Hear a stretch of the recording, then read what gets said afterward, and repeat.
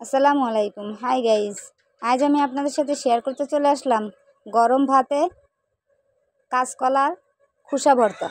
কাঁচকলা দিয়ে মাছের ঝোল, সাথে কাঁচকলার খোসা ভর্তা। আগে আমি তরকারিটা রান্না করছি এবং পাশাপাশি আমি কাঁচকলার ভর্তাটা রেসিপিটা আপনাদের সাথে শেয়ার করতে চাচ্ছি। আপনারা সবাই কেমন আছেন? আশা করি সবাই খুব ভালো আছেন। আমার রান্নার প্রসেসিংটা চলতেছে। দেখেন, আমি প্রথমে একটু পেঁয়াজ আর রসুন কুচি একটু তেলে ভেজে নিচ্ছি। এটা কিছুক্ষণ ভাজা লাল হয়ে গেলে আমি এটা উঠিয়ে রাখতেছি। এরপর আমি মাছগুলো ভেজে নিচ্ছি। মাছটা হচ্ছে সাগরের ভোলা মাছ দিয়ে কাঁচকলার তরকারি, সাথে রেসিপি হচ্ছে কাঁচকলার খোসা ভর্তা। অবশ্যই আপনারা কাঁচকলার খোসা ভর্তাটা ট্রাই করবেন। কাঁচকলার খোসা ভর্তা রেসিপিটা এত সুস্বাদু, আপনারা না খেলে বিশ্বাসই করবেন না যে এটা এতটা সুস্বাদু। কাঁচকলার খোসা আমরা সাধারণত ফেলে দিই, কিন্তু ফেলে না দিয়ে আমরা এটা দিয়ে সুন্দর একটা ভর্তা রেসিপি তৈরি করতে পারি। দেখেন, আমি মাছগুলা ভেজে নিচ্ছি। এবার আমি কাঁচকলা সাথে কাঁচামরিচ দিয়ে দিচ্ছি। আমি হালকা হলুদ, লবণ অ্যাড করে দিলাম। কিছুক্ষণ নাড়াচাড়া করে আমি কষানোর জন্য একটু পানি দিয়ে দেব, হালকা পরিমাণ পানি। আমার তরকারিটা হয়ে গেলেই আমি অবশ্যই আপনাদের সাথে শেয়ার করব বা দেখাবো কাঁচকলা ভর্তা রেসিপির প্রসেসিংটা, কীভাবে আপনারা কাঁচকলার ভর্তাটা তৈরি করবেন। অনেকেই হয়তো বা জানেন না, আবার অনেকেই জানেন, কিন্তু আমার মতো করে ভর্তার রেসিপিটা একবার ট্রাই করেই দেখবেন। আমি তরকারিটা সিদ্ধ করতে দিয়েছি। হ্যাঁ, আমার তরকারিটা সিদ্ধ হয়ে গেছে। এখন আমি একটু নাড়াচাড়া দিয়ে একটু ঝোলের জন্য পানি দিয়ে দিচ্ছি। আমি যে ভর্তাটা করব আজকে কাঁচকলার খোসার সাথে হচ্ছে ধনে পাতা দিয়ে ভর্তা করব। কাঁচকলার খোসা সাথে ধনে পাতা, কাঁচা মরিচ আর পেঁয়াজ রসুন দিয়েই ভর্তাটা করব। হ্যাঁ, আমার তরকারিটা হয়ে আসছে। দেখেন, এখন আমি একটু ঝোলের পানি দিয়ে দিচ্ছি।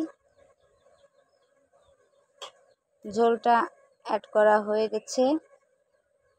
এখন আমি মাছগুলা দিয়ে দিলাম ঝোলের ভিতরে।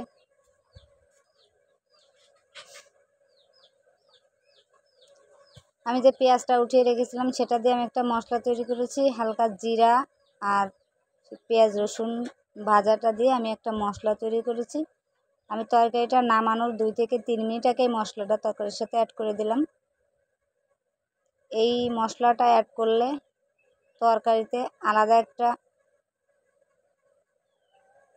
টেস্ট আসে, ফ্লেভারটা খুবই সুন্দর হয়। আমরা কাঁচা পেঁয়াজ মরিচ দিয়েই তরকারি রান্না করেছি। আপনারা এভাবে তরকারিটা চাইলে রান্না করে খেয়ে দেখতে পারেন কেমন স্বাদ হয়। আমার তরকারিটা রেডি। এখন চলে যাব আপনাদের সাথে শেয়ার করতে কাঁচকলার খোসাটা আমরা কিভাবে ভর্তা করব। প্রথমে আমি কাঁচকলার খোসাগুলা অল্প একটু পানি দিয়ে সাথে একটু লবণ দিয়ে সিদ্ধ করে নিচ্ছি।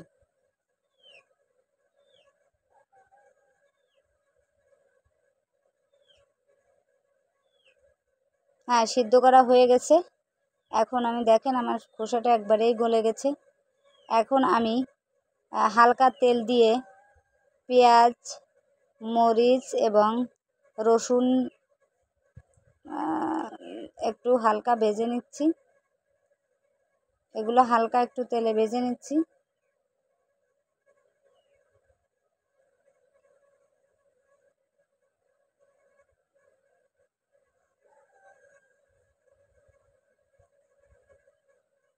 আজকের রেসিপিটা এত সুস্বাদু, আপনারা না খেলে বিশ্বাসই করবেন না। ধনে পাতা আমি ভাজবো না, ওটা কাঁচাই বেটে নেব।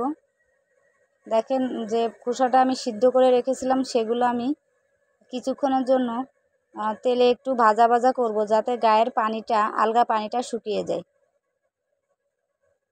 তাহলে ফ্লেভারটা সুন্দর হবে ভর্তার। আমার ভিডিওগুলো যদি ভালো লাগে তাহলে অবশ্যই আমার চ্যানেলটা সাবস্ক্রাইব করার অনুরোধ রইল।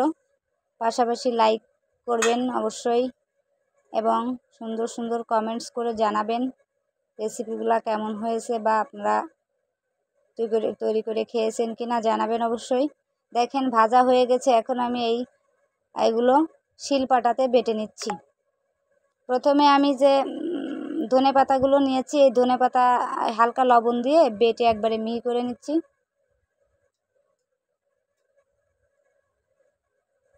হ্যাঁ, দেখেন আমার ধনেপাতাটা বাটা একবারে মিহি হয়ে গেছে। এখন আমি কাঁচা পেঁয়াজ, রসুন আর কাঁচামরিচ যেটা ভেজে রেখেছিলাম সেটা আমি বেটে মিহি করে নিচ্ছি। আমার এবার আমি খোসাগুলো আস্তে আস্তে করে বেটে মিহি করে নিচ্ছি। হ্যাঁ, দেখেন আমার খোসাগুলোও বাটা হয়ে গেছে। কি সুন্দর একবারে মিহি করে বেটে নেবেন, তাহলে ভর্তাটা এত সুন্দর হবে, খেতে খুবই সুস্বাদু হবে এবং আশা করি সবারই খুব ভালো লাগবে। দেখেন আমার ভর্তাটা রেডি। এখন আমি একটু সরিষার তেল অ্যাড করে সুন্দর করে মাখিয়ে নিচ্ছি।